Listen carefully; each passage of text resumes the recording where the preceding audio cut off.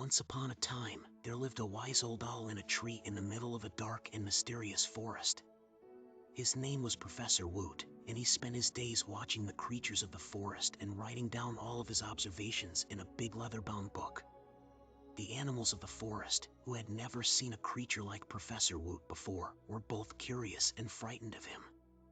They would whisper stories about the wise old owl, who had mysterious powers and could work magic. One day, the animals heard a loud rumbling sound coming from the tree in which Professor Woot lived. They were surprised to find that he had created a magical portal in the trunk of the tree. He had discovered the secret to travel between different dimensions, and he was now ready to take the animals with him on an adventure. The animals were so excited, and Professor Woot welcomed each one with a big smile and a big hug. Then he opened the portal and they all stepped into the unknown. They traveled through the portal and came out in a beautiful and mysterious world, full of magical creatures. They saw winged horses, talking trees, and a river that glowed with the light of 1,000 stars.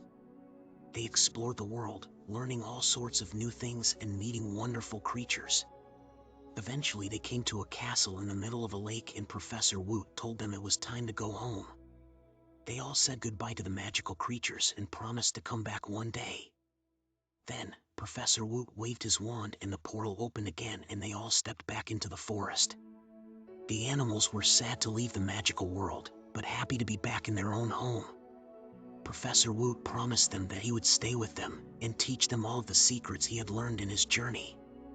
From then on, the animals of the forest were happy, knowing that wisdom and magic were always there with them.